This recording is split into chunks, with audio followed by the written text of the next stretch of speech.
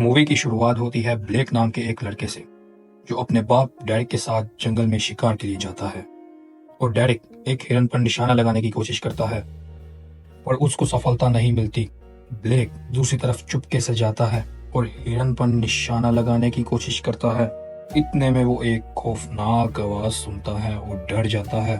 اور پھر اس کا باپ اس کے پیچھے آتا ہے اور اس پر غصہ ہونے لگتا ہے اور سمجھاتا ہے کہ جنگل میں اگر اکیلے کہیں جاؤ گے تو مارے جاؤ گے۔ جب ڈیرک وہ آواز سنتا ہے تو وہ بلیک کو لے کر شیلٹر کی طرف بھاگتا ہے اور چھپ جاتا ہے۔ اسی پل ڈیرک ایک عجیب سے جانور کو دیکھتا ہے جو ہرن کو چیر پھاڑ رہا ہوتا ہے، اور کچھ دیر بعد وہ گھر آ جاتے ہیں۔ اس کے بعد ہم کہانی کو دیکھتے ہیں 30 سال بعد، جہاں بلیک بڑا ہو جاتا ہے اور اس کی عمر تقریباً 36 سال ہو جاتی ہے، اور اس کی ایک خوبصورت بیٹی ہوتی ہے جس کا نام جنجر ہے۔ وہ بہت شرارتی ہے، وہ اپنی بیٹی سے بہت ہی پیار کرتا ہے۔ اسی بیچ ہم بلیک کی وائف چارلوٹ کو دیکھتے ہیں جو کہ ایک جرنلسٹ ہے۔ اتنے میں بلیک کو اپنے باپ کی مৃত্যু کی خبر مل جاتی ہے، جس پر وہ چارلوٹ کو بتاتا ہے کہ کیسے وہ بچپن میں گھر سے بھاگ آیا تھا اور وہ ایک آخری دفعہ اپنے گھر اس جنگل میں جانا چاہتا ہے تاکہ وہ اپنے پتا کی کچھ یادیں، کچھ سامان اپنے گھر لا سکے۔ وہ چارلوٹ اور جنجر کے ساتھ وہاں کچھ دن گزارنا چاہتا ہے اور اپنی یادوں کو تازہ کرنا چاہتا ہے،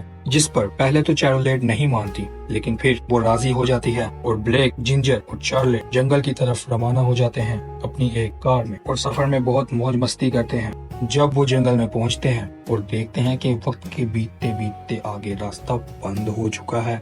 یہاں بلیک بہت ہی پریشان ہو جاتا ہے، اور اتنے میں ان کو شیلٹر میں ایک شخص دکھائی دیتا ہے جو کہ ان کی طرف ہی آ رہا ہوتا ہے، جس پر بلیک اسے بتاتا ہے کہ وہ ڈیرک کا بیٹا ہے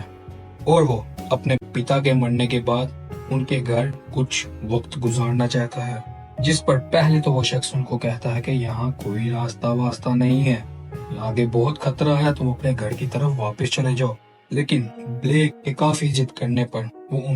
ان کو لے جانے پر مان جاتا ہے اور خود ان کے ساتھ چلا جاتا ہے۔ وہ ان کو دوسرے راستے سے گھر کی طرف لے کر جاتا ہے اور بلیک کے ساتھ گاڑی میں بیٹھ جاتا ہے۔ راستے میں جاتے جاتے وہ شخص بلیک کو ایک خوفناک جانور کے بارے میں بتاتا ہے۔ اتنے میں اچانک گاڑی کے سامنے ایک بھیڑیا نما انسان آ جاتا ہے، جس کو دیکھ کر بلیک گھبرا جاتا ہے اور گاڑی کا توازن کھو بیٹھتا ہے، جس پر گاڑی کھائی میں جا گرتی ہے۔